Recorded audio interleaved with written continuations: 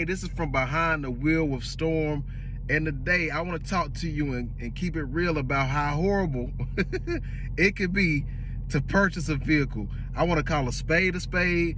I want to keep it real from a car salesperson's perspective. I want to put myself in the client's shoes and just give you some facts and give you some other thought processes about purchasing a new car, and this is specifically for new car purchases. See, right now I'm in a Mustang GT. It's like $43,000. It doesn't have all the bells and whistles.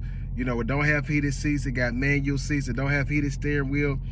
What I realize is by the time I walk out the door with this car, if I'm in North Carolina taxes, the dealer fee, and tag title registration, I might be at 46 grand. Now, right now it's February. If I was to trade this car in March, I'm off gate gonna have a 15 to 20% loss just for this car being titled in my name, this car already having one owner. Like, it's automatically gonna hit that car like that. It's automatically gonna depreciate off the gate. So that's some of the ugly truths of purchasing a new car. And a lot of people wonder, well, why would I need to put money down? You don't have to put money down.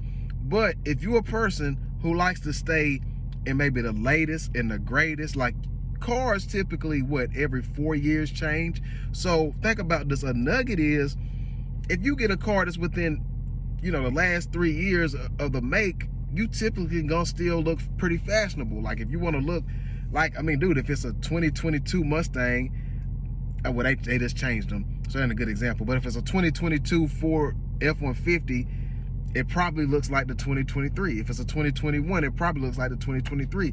So as long as you can stay within 3 years, for the most part, you can still stay fashionable. Your money down is kind of like a depreciation deposit. How I look at it is like, if you put down 10%, if you put down 15%, you're fighting the depreciation for when you trade out of it the next time, when you upgrade out of the next time. That way you're not carrying it into a negative. You're not carrying that negative into a new loan if you're financing. You never know what the rates are going to be, so why not, if you can, set yourself up for success. Now, if you can't, if you're not able to set yourself up for success, that's okay, but just understand that when it's time to get out of that car, when it's time to move it to your next car, and your payments go up, it's because of the car. Time you drove it off the lot, it dropped 15%, 20%. So let's kind of merge into purchasing a pre-owned car. So now, if you can purchase you a car that's 2-3 years old, maybe you find you a nice one owner, clean Carfax, you could still get a good deal because it's already hit its depreciation stage. So the depreciation already don't fell off of it. When you get it, if you keep it for another 3-4 years, you're not going to have another 40% of depreciation come out because it's already hit its main stage. So that's another way to purchase a car, get you a good deal. But then when you purchase a pre-owned car that's 3 years old, you may be fighting interest rates and certain incentives. So there are pluses to purchasing a new car. The ugly truth, there are some minuses when it comes to depreciation.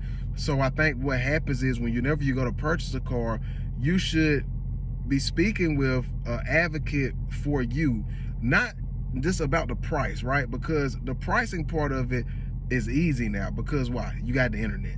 So dealerships are gonna have to stay competitive with their community and how they price their car. So they ain't even nothing.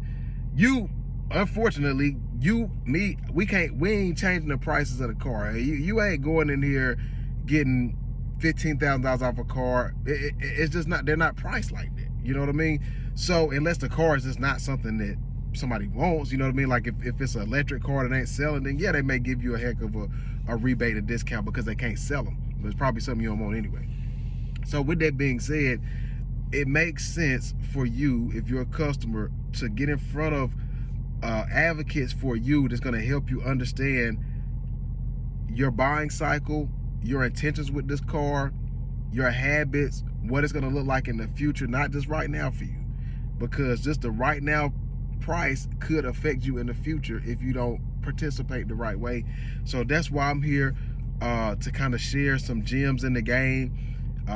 Some companies have some good lease programs out. I know Ford right now with the trucks, with the Mach-E's, the leases aren't bad. I haven't dove, and y'all can drop below. Maybe Honda's doing good with leasing. Maybe Nissan's doing good with leasing. Maybe Hyundai's doing. I don't know. But a leasing program could be great as well, because that helps with depreciation. You get to stay in the latest and greatest.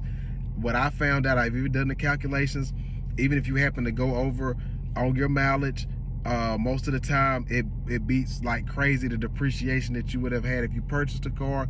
So if the payment can make sense, if the mileage makes sense, like, man, it can be a very, very good situation for you. I got a buddy who just leased a nice XLT F-150.